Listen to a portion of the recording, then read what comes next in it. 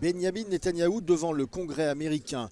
Le Premier ministre israélien s'apprête à prononcer un discours au Capitole alors que les autorités américaines affirment qu'un accord de cessez-le-feu progressif avec le Hamas n'a jamais été aussi proche.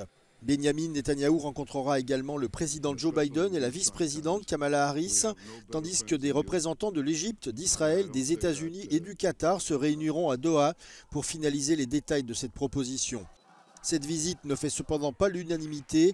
Elle suscite des protestations au Capitole, certains condamnant Israël et demandant à Joe Biden de mettre fin aux ventes d'armes à Israël, tandis que d'autres ont exprimé leur soutien au Premier ministre israélien, tout en l'exhortant à conclure un accord prévoyant la libération des otages restant à Gaza. Sur le terrain, la situation est toujours désespérante pour les Palestiniens. La dernière opération de Tsahal à Khan Younes, après des attaques de roquettes du Hamas depuis ce camp, s'est soldée par la mort d'une cinquantaine de personnes. L'armée israélienne a demandé aux civils de quitter la zone. Selon l'ONU, 150 000 personnes ont fui Khan Younes, obligeant des familles entières à dormir dans les rues en attendant un peu d'apaisement. Le gouvernement allemand interdit le centre islamique de Hambourg. La police a lancé ce mercredi une opération dans la mosquée bleue et fait fermer l'établissement. Les autorités l'ont accusé d'être un avant-poste de la théocratie iranienne, de promouvoir l'extrémisme islamiste et de soutenir le Hezbollah. L'interdiction appliquée à 5 autres antennes de ce centre en Allemagne fait suite à des perquisitions menées en novembre dernier, au cours desquelles la police a effectué des descentes dans une cinquantaine de lieux à travers le pays. La ministre de l'Intérieur allemande Nancy Faeser a déclaré dans un communiqué que les investigations ont confirmé sans aucun doute possible que les activités du centre islamique ne sont pas simplement de nature religieuse. L'organisation faisait depuis longtemps l'objet d'une enquête de la part de l'agence allemande de renseignement intérieur qui a déclaré qu'elle était le représentant le plus important de l'Iran en Allemagne, juste après l'ambassade de ce pays. À travers cette décision, Nancy Faeser a affirmé que l'État agissait bien contre les islamistes et non contre une religion ou un autre État. L'organisation a de son côté déclaré à l'automne dernier qu'elle condamnait toute forme de violence et d'extrémisme et qu'elle avait toujours prôné la paix, la tolérance et le dialogue interreligieux. Le président ukrainien Volodymyr Zelensky a rencontré à Kiev le cardinal Pietro Parolin, actuel secrétaire d'État du Vatican. Ce dernier est venu préciser la position du pape François sur le conflit russo-ukrainien et notamment revenir sur la déclaration du souverain pontife début février, appelant Kiev à hisser le drapeau blanc et à négocier avec Moscou. Des propos qui avaient provoqué la colère des Ukrainiens et obligé le président Zelensky à rappeler l'Église à l'ordre. Sur le front, la Russie a bombardé Kherson et les communes environnantes dans la nuit. C'est ce qu'a annoncé le maire de cette ville. Une personne a été tuée, 2 hommes ont été blessés, un incendie s'est déclaré dans l'une des maisons touchées.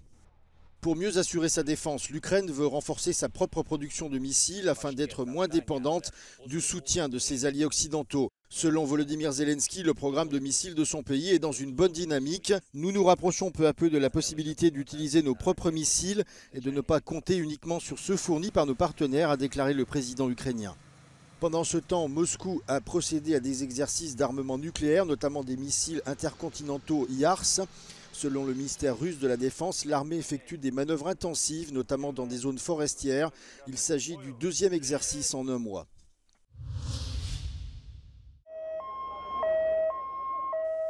« 18 personnes sont mortes dans le crash d'un avion de ligne au Népal. L'avion venait de décoller de l'aéroport de Katmandou en direction de la ville de Pokhara, puis a subitement tourné à droite avant de décrocher et de s'écraser dans un champ tout proche de la piste. Les secours ont rapidement pu accéder à l'avion, un modèle bombardier CRJ-200 pour éteindre l'incendie, mais seul un pilote a été sorti vivant de la carcasse de l'appareil. Le manifeste de la compagnie aérienne indique qu'il y avait 2 pilotes et 17 passagers à bord. L'équipage et les 16 passagers étaient des ressortissants népalais. L'un d'entre eux a été identifié comme étranger, mais sa nationalité n'a pour l'heure pas été révélée.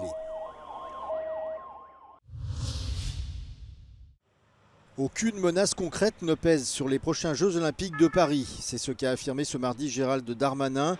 À 2 jours de la cérémonie d'ouverture des Jeux, le ministre français de l'Intérieur a déclaré que plus de 4300 personnes avaient été empêchées d'assister aux épreuves parce qu'elles étaient susceptibles de présenter une menace pour l'événement et pour certaines d'entre elles figuraient sur des fichiers des services de police français ou étrangers. Près d'1 million de vérifications d'antécédents ont été effectuées sur des volontaires olympiques, des travailleurs et d'autres personnes impliquées dans les Jeux, ainsi que sur les demandeurs de laissez-passer ou de QR code pour entrer dans les différentes zones de sécurité. Alors, nous n'avons pas de menaces caractérisées pour les Jeux olympiques, ni les services de renseignement français, ni les services étrangers, amis, partenaires qui nous aident. Nous sommes aujourd'hui très attentifs évidemment à chaque signe faible, comme on dit dans le renseignement, mais nous n'avons pas de menaces caractérisées. Certaines épreuves des Jeux débutent ce mercredi et la cérémonie d'ouverture sur la scène aura lieu vendredi soir. Au menu de la réunion informelle des ministres européens de la justice à Budapest, le renforcement de la compétitivité juridique de l'Union européenne. Le ministre hongrois de la Justice a rappelé la nécessité pour l'Union européenne de réaliser des progrès sur le plan économique, mais aussi sur le plan juridique. Selon lui, la coopération judiciaire doit être améliorée afin de soutenir la compétitivité de la justice européenne.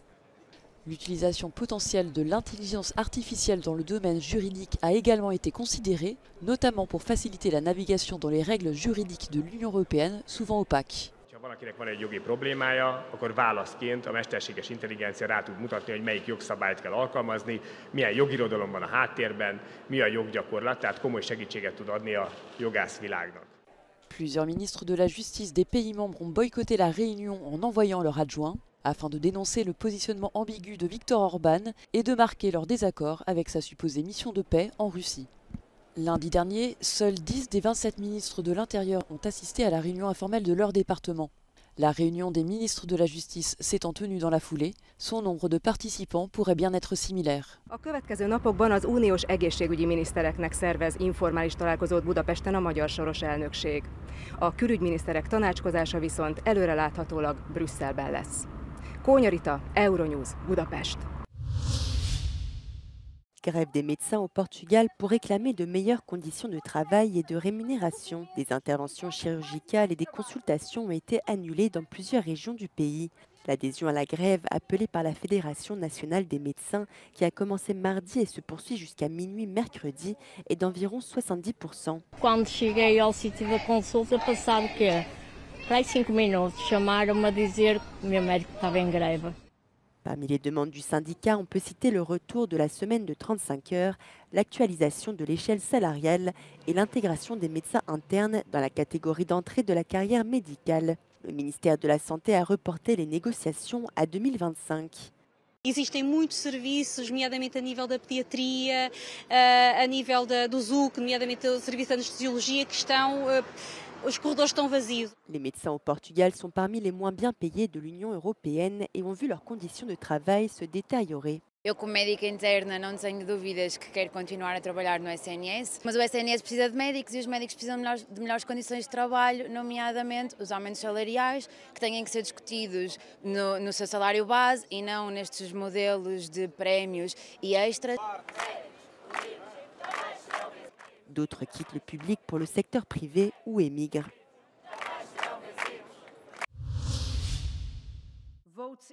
Après avoir obtenu le soutien du Parlement européen, la présidente de la Commission européenne est désormais lancée dans une nouvelle partie de négociation.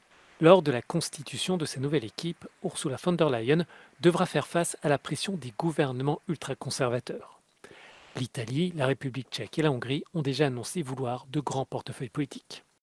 The puzzle of putting her commission together will be a difficult one this time because the commissioners that she will receive from member states will be much more diverse in political views than it has been in the past. More Eurosceptics being part of that portfolio. La première ministre italienne veut une vice-présidence et un poste économique. Son homologue tchèque souhaite lui aussi un portefeuille important, de préférence économique. Le dirigeant hongrois n'a pas encore annoncé s'il compte conserver son commissaire actuel en charge de l'élargissement ou s'il entend présenter un nouveau nom. Cette pression politique ne devrait pas avoir lieu de la part de la coalition néerlandaise menée par l'extrême droite. Le gouvernement compte maintenir Wopke Hoekstra, nommé par l'équipe libérale précédente. Le commissaire actuellement en charge de l'action pour le climat a remercié les autorités néerlandaises sur le réseau social X. Comme en 2019, Ursula von der Leyen demande aux États membres de lui proposer un candidat et une candidate pour former une équipe équilibrée. Ensuite, les membres désignés du collège devront passer une audition devant le Parlement européen pour évaluer leurs compétences et leurs connaissances, un exercice parfois difficile. So where the European Parliament invites all the commissioner candidates in the respective committees and asks them lots of questions to test whether they're fit for the job. And then in the very end, the whole of the college is again voted. There is again an approval vote by the European Parliament. And that takes time because the Parliament also here is always flexing its muscles a little bit and turning down one or even several commissioners. Environ un tiers des États membres ont indiqué leurs candidats. La présidente de la Commission va maintenant chercher les meilleurs profils pour les nouveaux portefeuilles comme celui de la défense, du logement et des relations avec la Méditerranée.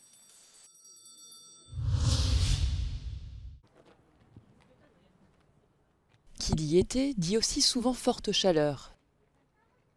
Afin de rendre les conditions de visite plus supportables aux touristes à Rome, le Colisée, incontournable amphithéâtre situé en plein cœur de la capitale italienne, ouvre ses portes aux visiteurs aux heures fraîches de la nuit.